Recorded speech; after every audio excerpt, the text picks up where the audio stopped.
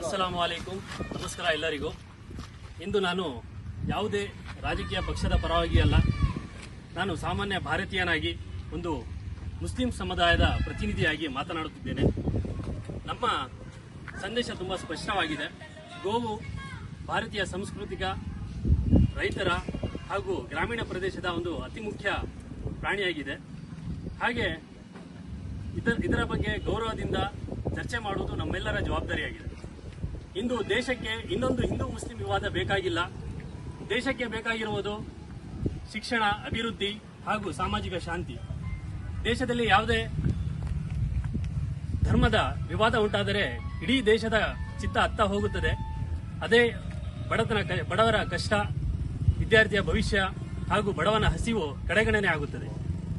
ನಮ್ಮ ಇಸ್ಲಾಂ ಸಮುದಾಯದಿಂದ ಇಡೀ ಭಾರತಕ್ಕೆ ನಾವು ಇಂದು ಸಂದೇಶ ಕೊಡುವುದೇನೆಂದರೆ, ಗೋವು ರಾಜಕೀಯ ವಸ್ತು ಆಗಬಾರದು, ಅದು ಪರಸ್ಪರ ಗೌರವದ ವಿಷಯವಾಗಬೇಕು. ಹಾಗೆ ಒಂದು ಸಮಾಜ, ಒಂದು ದೇಶ ಉಳಿಯಬೇಕಾದರೆ ಸಮಾಜ ಒಗ್ಗೂಡಬೇಕು. ಸಮಾಜ ಒಗ್ಗೂಡಬೇಕಾದರೆ ಪರಸ್ಪರ ಗೌರವ ಇರಬೇಕು. ಆಗ ಮಾತ್ರ ದೇಶ ಪ್ರಬಲವಾಗುತ್ತದೆ.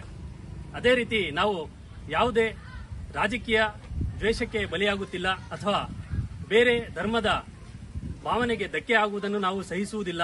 ನಾವು ಇಲ್ಲಿ ಸೇರಿರುವುದು ದೇಶದ ಏಕತೆ ಪರವಾಗಿದ್ದೇವೆ ನಾವು. ಹಾಗಾಗಿ ಈ ಮೂಲಕ ನಮ್ಮ ಎಲ್ಲ ಹುಳಿಯಾರ್ ವಿವಿಧ ಮಸೀದಿಯ ಸಮಿತಿಯ ಪರವಾಗಿ, ಹುಳಿಯಾರ್ ಜಾಮಿಯಾ ಮಸೀದಿಯ ಸಮಿತಿಯ ಪರವಾಗಿ ಹಾಗೂ ಇಡೀ ಮುಸ್ಲಿಂ ಸಮುದಾಯದ ಪರವಾಗಿ ನಮ್ಮ ಬೇಡಿಕೆ ಏನೆಂದರೆ, ನಮ್ಮ ಹುಳಿಯಾರಿನ ಸುತ್ತಮುತ್ತಲಿನ ಸಮುದಾಯದ ಪರವಾಗಿ ನಮ್ಮ ಬೇಡಿಕೆ ಏನೆಂದರೆ, ಗೋವನ್ನು ರಾಷ್ಟ್ರೀಯ ಪ್ರಾಣಿಯನ್ನಾಗಿ ಮಾಡಿ ಹಾಗೂ ಗೋ ರಫ್ತನ್ನು ತಡೆಗಟ್ಟಬೇಕು ಎಂದು ನಾವು ಈ ಪತ್ರಿಕಾಗೋಷ್ಠಿಯ ಮೂಲಕ ನಾವು ಬೇಡಿಕೆಯನ್ನು ತಹಸೀಲ್ದಾರ್ ಅವರ ಮೂಲಕ ನಮ್ಮ ಈಗಿನ ಮುಖ್ಯಮಂತ್ರಿ ಆದಂತಹ ಡಿ.ಕೆ. ಶಿವಕುಮಾರ್ ಅವರಿಗೆ ಹಾಗೂ ಪ್ರಧಾನಮಂತ್ರಿ ಅವರಿಗೆ ನಾವು ಇಲ್ಲಿಂದ ಸಂದೇಶವನ್ನು ರವಾನಿಸುತ್ತಿದ್ದೇವೆ. ಅದೇ ರೀತಿ ನಾವು ಬೇರೆ ಧರ್ಮಕ್ಕೆ ಯಾವ ರೀತಿ ಭಾವನೆಗೆ ಧಕ್ಕೆಯನ್ನು, ಗಾಯವಾಗುವುದನ್ನು ಬಯಸುವುದಿಲ್ಲವೋ ಅದೇ ರೀತಿ ನಾವು ಇನ್ನೊಂದು ಬೇಡಿಕೆ ಏನಂತಂದ್ರೆ, ಮದ್ಯಪಾನವೂ ಕೂಡ ನಿಷೇಧ ಆಗಬೇಕು. ಅಂದ್ರೆ ಪರವಾನಗಿಯ ಒಂದು ಟೆಕ್ನಿಕಲ್ ಇದಿರುತ್ತೆ, ಆದರೆ ಪರವಾನಗಿ ಅಳತೆಯ ಏನಿದೆ ಮಾನದಂಡವನ್ನು ಇವತ್ತು ಕಡೆಗಣಿಸಲಾಗುತ್ತಿದೆ.